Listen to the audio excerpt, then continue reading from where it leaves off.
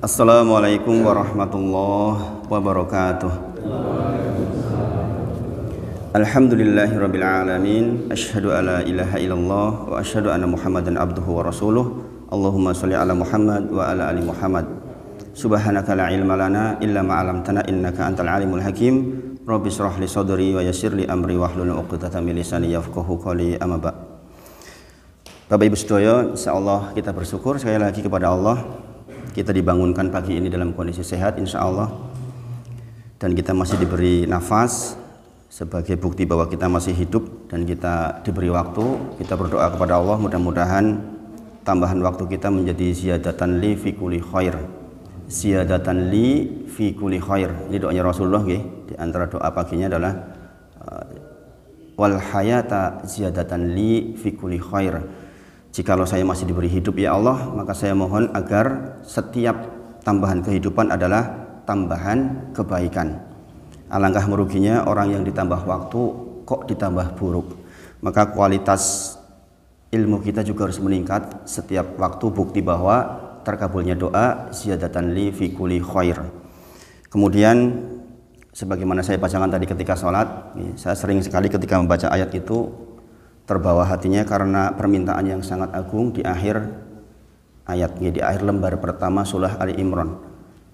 Rabbana la tuzigh qulubana ba'da idh hadaitana wa hab lana min ladunka rahmah innaka antal wahhab. Ya Allah, jangan kau condongkan hati ini kepada keburukan, kepada kesesatan, kepada kekeliruan setelah kau berikan kepadaku hidayah sebelumnya. Jadi mudah-mudahan kalau kita sekarang diberi nikmat dengan bisa bermajelis seperti ini, mudah-mudahan hati kita semakin condong kepada kebaikan, bukan justru sebaliknya. Rabbana la tuzigh qulubana ba'da idh hadaitana wa hab lana min ladunka rahmah innaka antal wahhab. Mudah-mudahan doa itu juga doa yang selalu diamalkan oleh kita semua sehingga menjadi orang-orang yang ditakdir oleh Allah untuk bisa istiqomah. Karena istiqomah itu tidak mudah ya. Dan komitmen sampai hari ini juga hampir nggak pernah ada yang absen kecuali keperluan yang sangat mendesak. Itu pun izin ke saya. Jadi kalau mau bepergian itu sehari sebelumnya, Ustadz saya besok tidak berangkat karena saya ke Bandung. Masya Allah. Ini yang saya katakan, Rabbana la tuzigh qulubana ba'da idh hadaitana wa hab lana min ladunka rahmah innaka antal wahhab. Di situ ada tasdid wahhab, menunjukkan apa? Engkaulah yang maha pemberi karunia di antaranya. Masya Allah. Maka doa ini jangan ditinggal Bapak Ibu sedaya. Juga termasuk anak-anak kita juga diajarkan doa ini. Satu itu dari Al-Quran, yang kedua maknanya sungguh luar biasa. Karena kita tahu hati kita itu berubah-ubah. Iman itu yazid wa yanqus, yazid wa yanqus. Iman itu selalu tambah kurang, tambah dengan ketaatan, wa yanqus bil maksiat. Dia akan berkurang dengan adanya maksiat. Kita setiap hari nggak bisa menghindari maksiat. Sesungguhnya seorang laki-laki melihat wanita tidak berjilbab saja sudah maksiat, itu terhitungnya. Sengaja atau tidak sengaja adalah bagian dari maksiat. Apakah setiap kita istighfar ketika melihat seperti itu? Melihat berita di TV One misalnya, atau di Metro TV atau yang lain, bukannya yang ditampilkan ibu-ibunya juga seperti itu pembawa acaranya? Pernahkah kita sambil melihat astagfirullah? Kan tidak. Maka ketahuilah jikalau terlalu banyak numpuk maksiat, kita akan turun iman kita, yang diantara bentuknya nanti disulitkan ketika bermajelis. Maka mudah-mudahan ini menjadi pengingat kita semuanya. Saya sampaikan ini kenapa? Karena kita sedang membahas apa? Terakhir kemarin anwaul ibadah. Anwaul ibadah, jenis-jenis ibadah. Wa minhu diantaranya adalah doa, adalah tentang doa. Maka aplikasinya ya kita berdoa terus, kan begitu. Kita zikir terus. Kemarin kalau jenengan masih ingat, terakhir perkataan saya terkait dengan ya ayyuhalladzina amanu dzkurullaha dzikran katsira wassabihuhu bukratan wa asila. Nggih menika, wahai orang-orang yang beriman, ingatlah aku, zikirlah kepadaku, berdoalah kepadaku. Jazakallahu khairan. dengan doa yang banyak, dengan zikir yang banyak. Wassabihu bukrata wa asila. Sucikanlah Allah, sebutlah Allah, berdoalah kepada Allah di pagi dan petang, alias kita seharian kita berdoa kepada Allah. Yang dengan itu mudah-mudahan Allah cinta kepada kita. Kita masih ingat kemarin tentang doa, di antara yang menjadi garis tebal adalah man lam yas'alillah ghadaballahu alaihi. Barang siapa yang tidak berdoa kepada Allah, maka Allah marah kepadanya. Sebaliknya berarti semakin banyak kita berdoa kepada Allah, semakin cinta Allah kepada kita. Mudah-mudahan masih diingat dan sudah dipraktekkan sepanjang seminggu terakhir. Bapak Ibu sedaya, sekali lagi di bab doa ini kita harus tahu betul menempatkan diri kita di mana. Kita kedudukannya adalah hamba. Hamba itu berarti punya Rob, punya yang mengurusi, punya yang mengatur. Sebaliknya juga punya di mana dia harus bersandar, punya tempat dia meminta. Kan gitu ya. Hubungan kita dengan Allah adalah seorang hamba kepada Robnya. Maka nggak ada ruang sedikit pun di hati ini untuk sombong. Makanya Allah marah betul dan dikatakan sombong orang yang tidak berdoa kepadanya, yang kemudian Allah marah atasnya. Makanya di antara zikir pagi kita, tentang zikir pagi Bapak Ibu sedaya, kita kan ngaji habis subuh nih, mulai zikir pagi sebenarnya kan habis subuh. Makanya dengan bisa geser ke setelah suruk maksudnya. Jangan kemudian ada orang, saya nggak ikut ngaji lah, kan saya mau mengambil waktu afdol zikir langsung saja setelah sholat subuh. Nah ini keliru nih. Bermajelis itu di atas zikir sesungguhnya. Keutamaan majelis itu luar biasa. Jenengan tidak paham saja seperti ini sudah luar biasa pahalanya.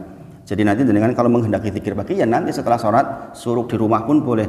Toh itu bisa dilakukan sampai 1/4 jam sebelum datang waktu duhur.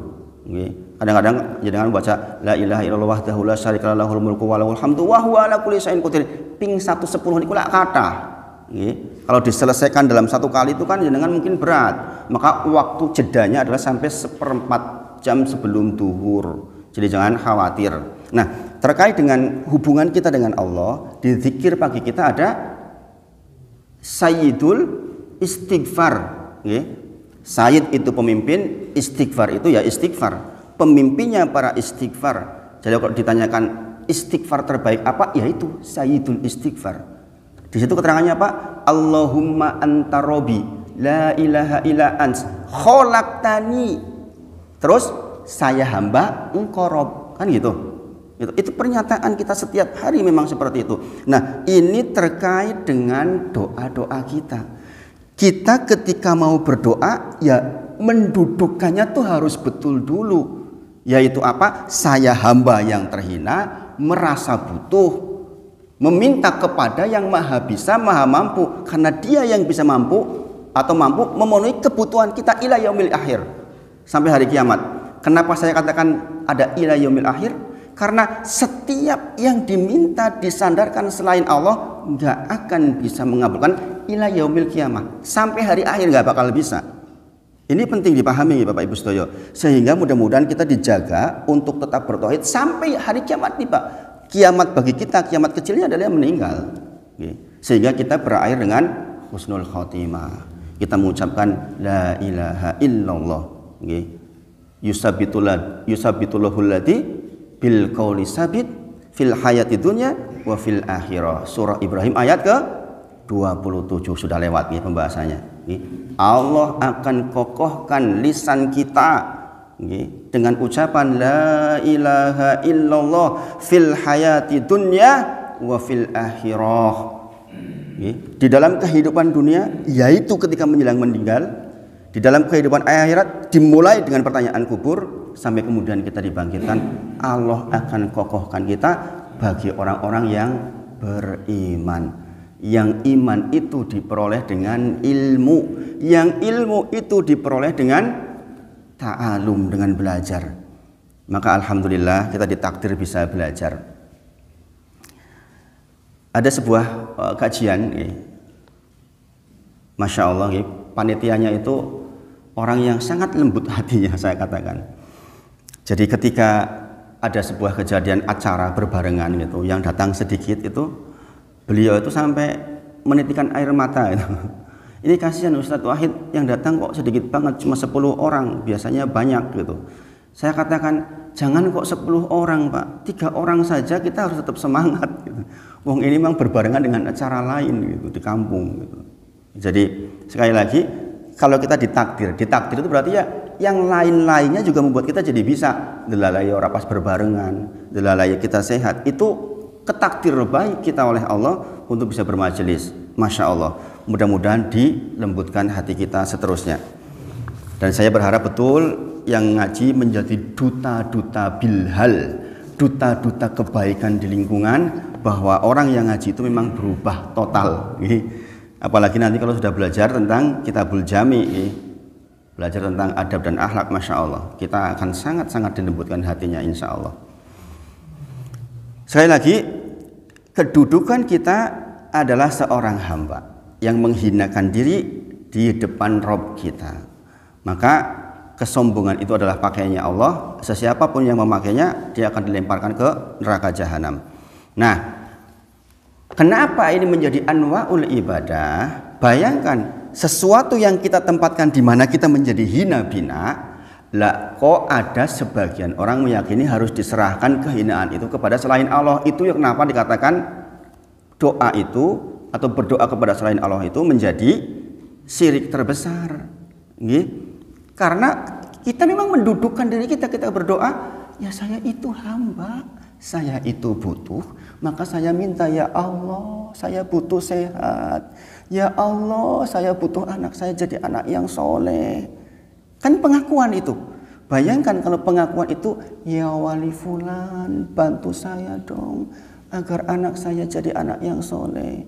Wahai penghuni tempat keramat, dengan kedudukanmu yang tinggi itu, ya minta dong, bantu saya dong, hajat saya dikabul agar anak saya menjadi anak yang soleh.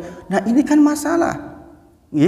Ketika kita menyerahkan kehinaan itu kepada selain Allah, maka itu kehinaan yang teramat sangat. Maka Allah berfirman di dalam surah Al-Ahqaf ayat ke-5, surah Al-Ahqaf ayat ke-5, Allah berfirman, ini penting digaris tebali terkait dengan kedudukan doa. Kata Allah, waman ad-dulu, siapakah yang lebih zalim miman dibandingkan dengan orang-orang yad'u min dunillah, yang meminta kepada selain Allah. Ini keterangannya jelas banget nih, surah Al-Ahqaf ayat ke-5. Siapakah lagi yang lebih zalim dibandingkan orang yang meminta kepada selain Allah? Sekali lagi Bapak Ibu Sedoyo, saya ingatkan, kita sedang belajar 3 landasan pokok. Landasan pokok loh Bapak Ibu Sedoyo. Namanya landasan, kita tahu pondasi kita. Yang diantaranya adalah ma'rifatullah, mengenal Allah. Kita sudah tahu pula kedudukan Allah di sisi kita. Dia Rabb kita, yang mengurus kita, menciptakan kita, memberikan rezeki kepada kita. Maka kemudian setelah itu kita memberikan pernyataan, dialah satu-satunya yang berhak diibadahi. Kemudian bentuk ibadah kita sedang bicarakan sekarang, anwa'ul ibadah. Yang satu di antara anwa'ul ibadah adalah doa. Kemudian dikatakan doa itu muhnya ibadah, intisarinya ibadah. Di sini dikatakan di dalam surah Al-Ahqaf, siapa lagi yang lebih zalim dibandingkan orang yang meminta atau berdoa kepada selain Allah? Sekali lagi, tolong ini digaris tebali betul. Sebagian kita cara pandangnya keliru Bapak Ibu Sedoyo. Kita bisa sangat marah ketika ada orang berzina. Kita pun bisa sangat marah kalau ada orang mencuri. Bahkan kalau melihat di TV itu, orang mencuri ayam dipukuli babak belur sampai hampir meninggal. Ini apa nggih? Bentuk marahnya seseorang terhadap seseorang yang dianggap berbuat maksiat dan keliru. Ini apa nggih? Ingat-ingatlah, Allah berfirman, siapa lagi yang lebih zalim dibandingkan orang yang meminta kepada selain Allah? Itu artinya apa? Secara hati setidaknya kita harus lebih marah melihat orang yang menduakan Allah, yang meminta-minta kepada selain Allah. Itu saya bilang mendudukan doa pada kondisi yang benar. Pun begitu bukan berarti kayak dulu yang saya ceritakan sebelumnya menendang sajen, gitu bukan. Tetapi di hati kita menempatkan bahwa kekeliruannya lebih besar orang yang meminta kepada selain Allah dibandingkan dalam tanda kutip sekedar maling ayam. Paham maksud saya nggih? Paham nggih? Ini karena terkait dengan akidah kita. Persoalan teknis di lapangan itu harus pakai adab, nanti kita belajar tentang masalah adab. Kita belajar, makanya saya katakan bersabarlah belajar akidah, karena nanti ketika akidah selesai mempelajari bab-bab lain itu jauh lebih mudah. Itu maksudnya nih. Kadang-kadang sebagian orang kan nggak sabar gitu, ini akidah itu muter-muter ya, hanya itu saja, muter lagi tentang la ilaha illallah. Memang itu intinya akidah, karena kalau kita keliru di situ tuh bermasalah banget nih. Orang bisa berbuat baik, sosialnya baik, akidahnya keliru, itu bermasalah. Makanya sekali lagi mudah-mudahan kita diberi sabar. Nah, di dalam surah Al-Ahqaf dikatakan apa tadi? Siapakah lagi yang lebih zalim dibandingkan orang yang meminta kepada selain Allah? Kemudian layas tajibulahu, yang dia tidak bisa mengabulkan permintaannya ila yaumil qiyamah, yang saya katakan tadi. Orang zat yang dimintai itu dijamin nggak bisa memberikan pengabulan sampai hari kiamat. Wahum an du'aihim ghafilun. Orang-orang yang demikian itu, kata Allah, adalah orang-orang yang di dalam doanya dia lalai. Maka kita berdoa kepada Allah, jangan sampai menjadi orang yang lalai. Sebagai anak misalnya, sebagai seorang anak, maka tidak lalainya adalah mendoakan orang tua. Di antara contohnya misalnya, saya termasuk yang menjadi imam ketika sholat mesti, apalagi kalau jadi imam karena membawa jamaah, saya selalu membaca doa untuk orang tua. Berarti kalau jenengan jadi makmumnya, orang tua panjenengan semuanya ikut didoakan. Allahumma gfir lana wali walidayna warhamhuma kama rabbayana shaghira. Kalau sendiri bagaimana? Allahumma gfirli wali walidayya warhamhuma kama rabbayani shaghira. Jadi jangan lalai di dalam doa. Kita meminta kepada Allah, libatkan hal-hal penting, dan jangan lakukan itu kepada selain Allah. Surah Al-Ahqaf ayat ke-5. Jadi nanti buka lagi di rumah insya Allah. Sekali lagi berharap mudah-mudahan ini dipraktekkan, doa-doa panjenengan luber kepada tetangga panjenengan, luber kepada orang-orang yang jenengan sayangi. Jadi ketika kita belajar doa berarti kita mendoakan diri sendiri dan mendoakan kanan kiri kita. Bukankah kalau lingkungan kita enak, tentrem, kita juga ikut tentrem? Gitu. Jangan hanya konsentrasi mendoakan diri sendiri saja maksudnya. Jangan sampai mengatakan, nah doa EDWW kadang-kadang sempat, kadang-kadang orang. Pendoa batir bebet temen, gitu. Soal bahasa Cilacap gitu. Maka jangan sampai seperti itu. Saya minum dulu pagi. Bismillah.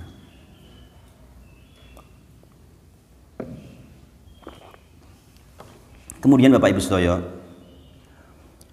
setiap kita memberikan pernyataan, misalnya anak kita menyampaikan sebuah pernyataan, maka orang tua akan bertanya, buktine opo, kan gitu kan? Yen kowe iki sinau buktimu opo? Yen kowe iki mau bar saka masjid buktimu opo? Nah, doa itu bisa menjadi jawaban bukti bahwa kita tuh hambanya Allah. Paham nggih? Jadi di antara bukti kita hambanya Allah, kita berdoa kepada Allah. Bukti seseorang merupakan hamba Allah adalah berdoa dan mengakui keagungan Allah yang ditempati sebagai tempat meminta, dengan mengakui kelemahan diri sehingga meminta kepada Allah. Paham nggih? Jadi nek takone buktimu apa sebagai hambanya Allah? Saya tuh berdoa kepada Allah. Saya itu minta kepada Allah. Berdoa berarti saya mengagungkan Allah. Bukankah itu tujuan hidup kita salah satunya? Kan gitu, kita menjadi hamba beribadah, meminta, memohon, kan begitu. Nggak ada yang lain sebenarnya. Paling utama ya itu, kita mengibadahi Allah Subhanahu wa Ta'ala.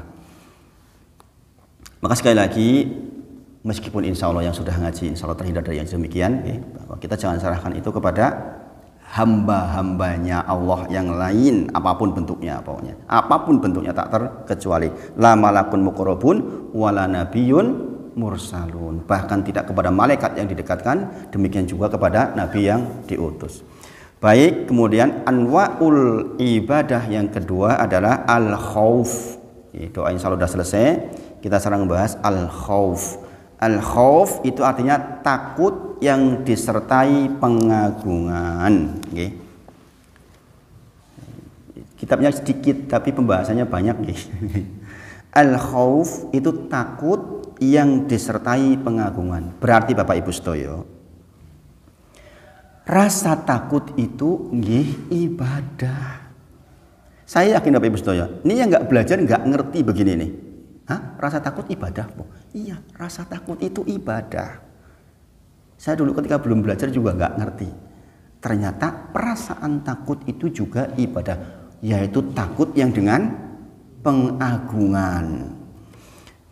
Syekh Muhammad At-Tamimi membawakan dalil terkait dengan al-khauf itu surah Ali Imran ayat 175. Fala takhaufuhum wa khaufuni in kuntum mu'minin.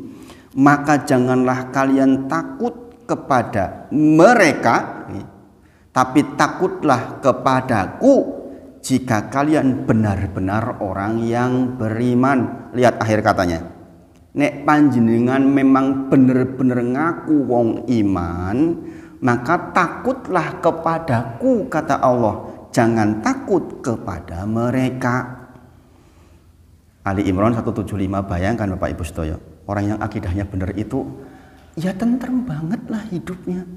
Kenapa? Dia nggak merasa takut kepada makhluknya Allah. Dia hanya takut kepada Allah saja. Mungkin ada subhat begini, lah biaya aku arep ora wedi karo dhek lah wong aku punya masalah sama dia. Aku wedi ditekoni wong kae lah wong aku duwe masalah kalau dhek. Nah, ini buah dari ketakutan kita kepada Allah. Maka kita selalu mengukur ucapan dan tindakan kita dengan ilmu. Babul ilmu qoblal qouli wal amal.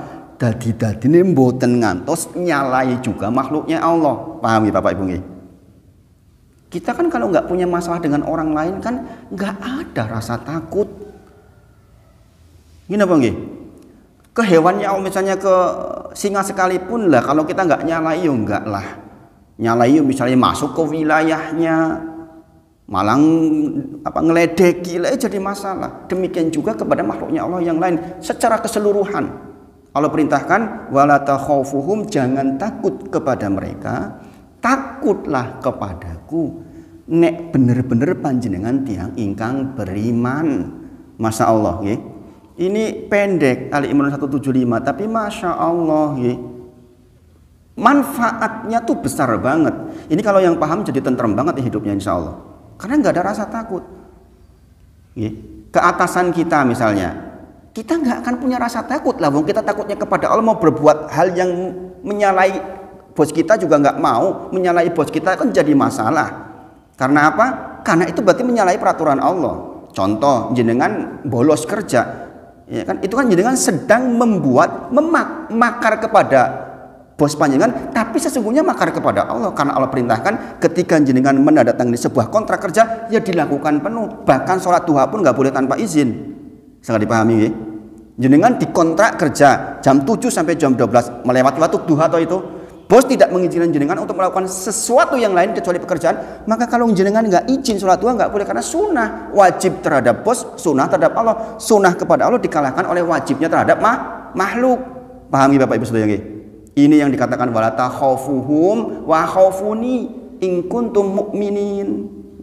Kalau panjenengan benar-benar orang-orang yang beriman, maka takutlah kepada Allah. Yang ketakutan kepada Allah itu berbuah kebaikan kepada makhluk. Sangat dipahami nggih? Sangat dipahami.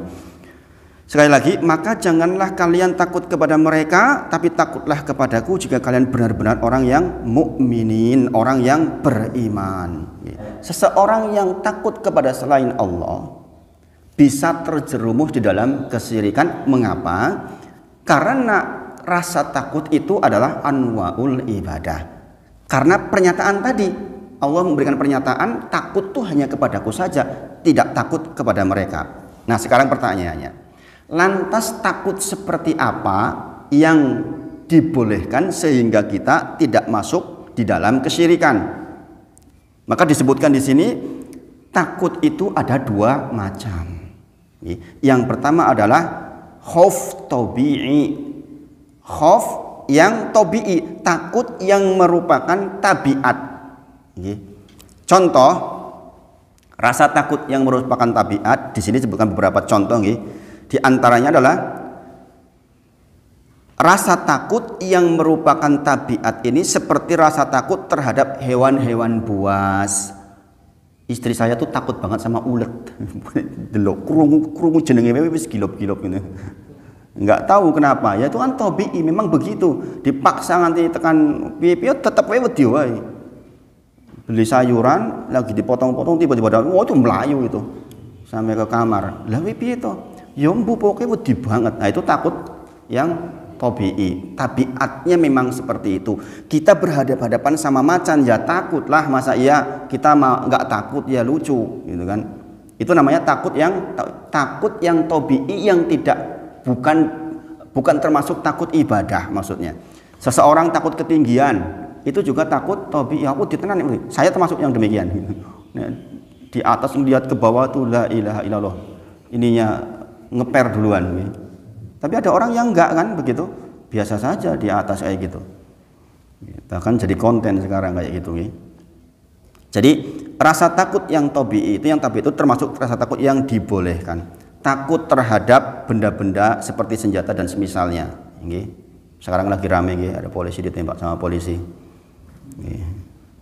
Senjata kan itu kan takut kepada senjata seperti itu, takut yang tabi'i, enggak masalah.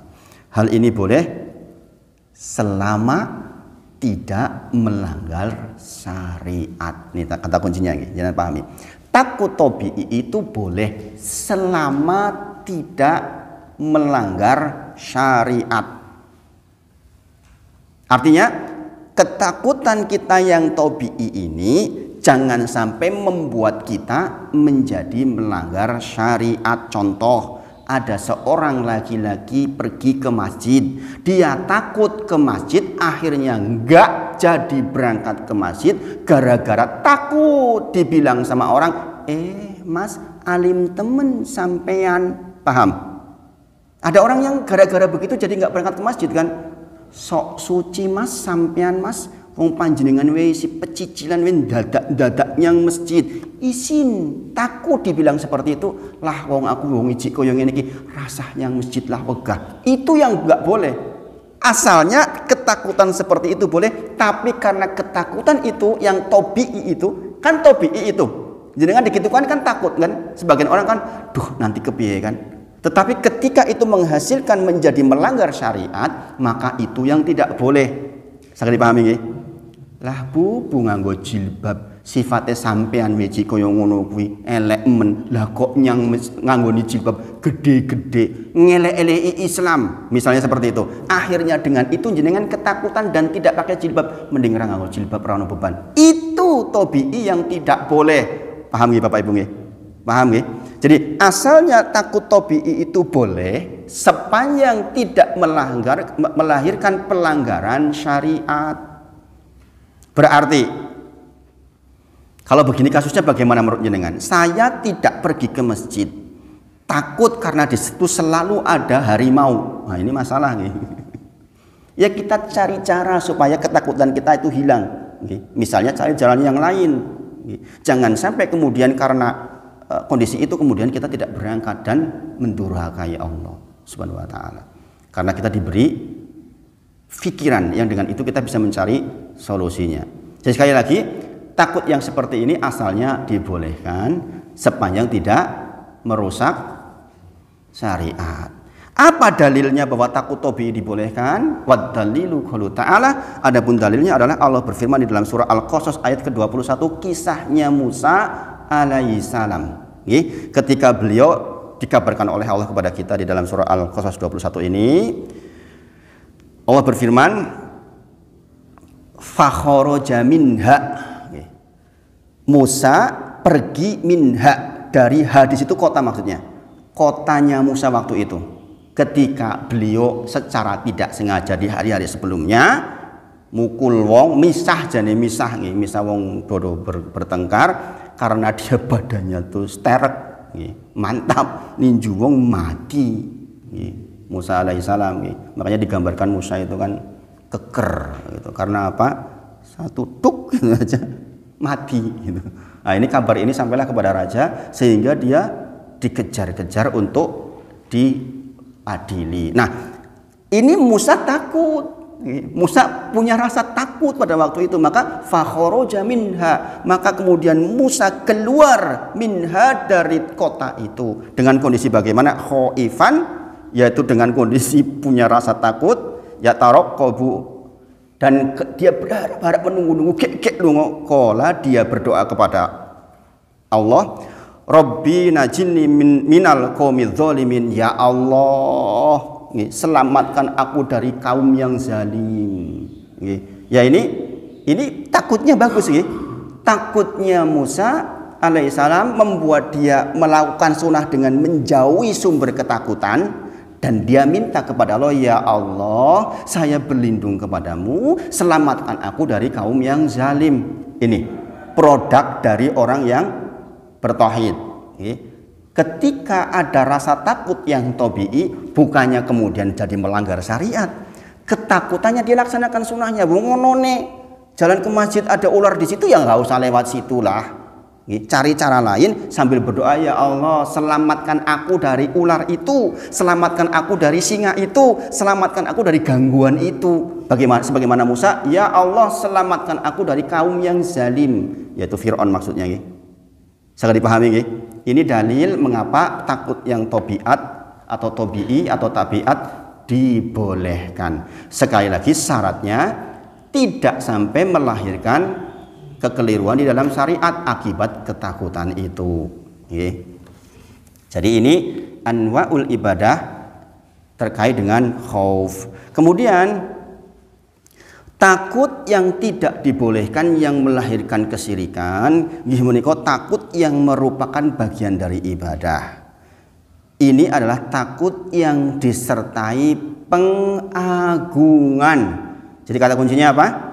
Ketakutan yang disertai dengan pengagungan terhadap apa yang ditakutinya sehingga melahirkan tindakan-tindakan.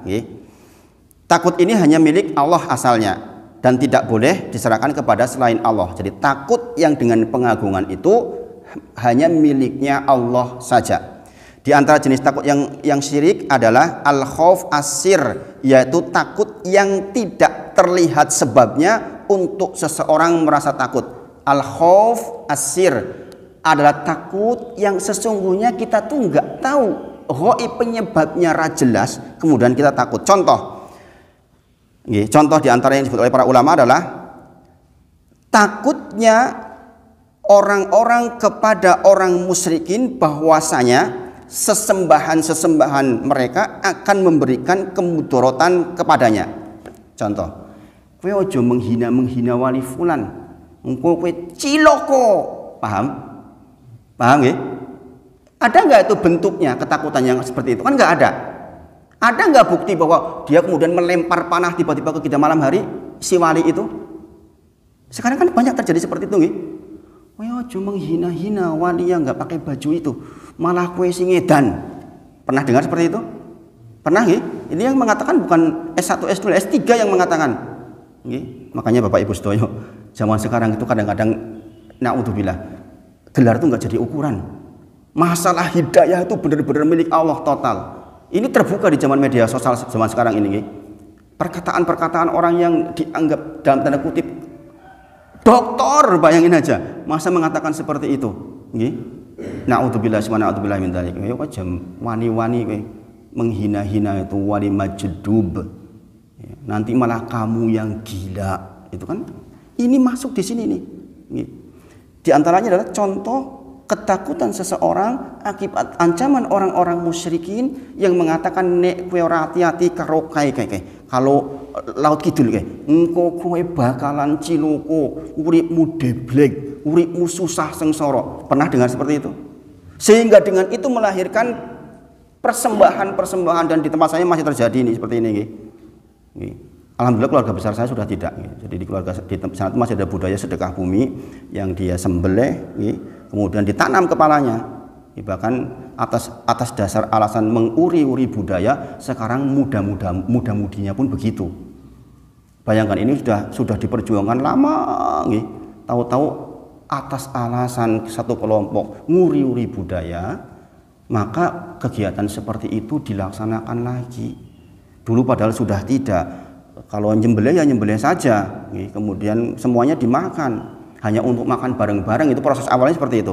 Jadi awalnya memang penyembahan, kemudian habis itu sebagian orang berjuang kan, untuk ya udahlah sekarang nek nyembelih ya nggo mangan bareng-bareng wae tondo syukur.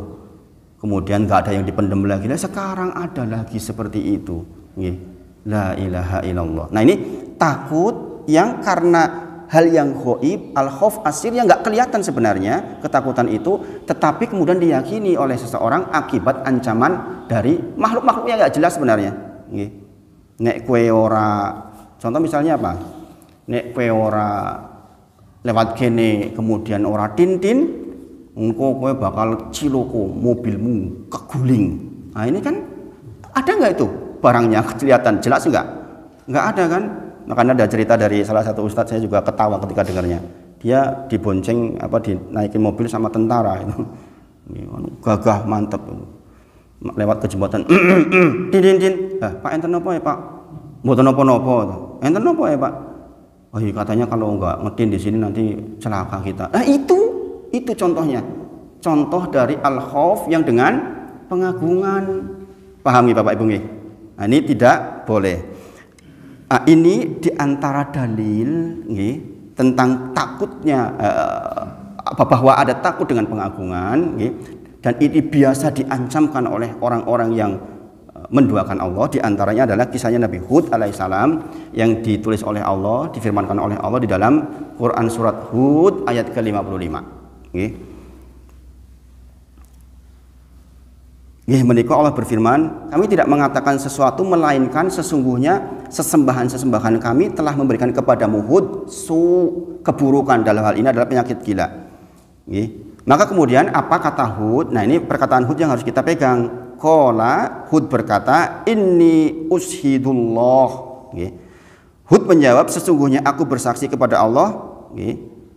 Washhadu ani bari'um mimma tusyrikun, dan saya berlepas diri, dan saksikanlah bahwa saya berlepas diri dari yang engkau sekutukan. Jadi kalau jenengan ada orang kemudian bersama jenengan, kemudian ketakutan seperti itu tadi, contohnya yang Pak tentara tadi, maka jenengan katakan saya bersaksi di sisi Allah bahwa saya berlepas diri dari hal yang engkau sekutukan dengan Allah. Ini orang yang bertauhid.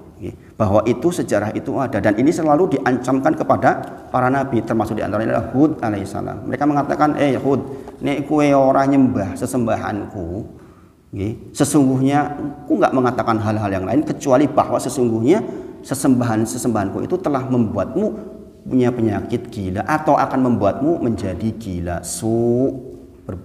penyakit gila. Maka kemudian Hud mengatakan, sesungguhnya saya bersaksi di sisi Allah dan persaksianku disaksikan oleh kalian bahwa saya berlepas diri dari apa yang engkau sekutukan kepada Allah Subhanahu wa taala.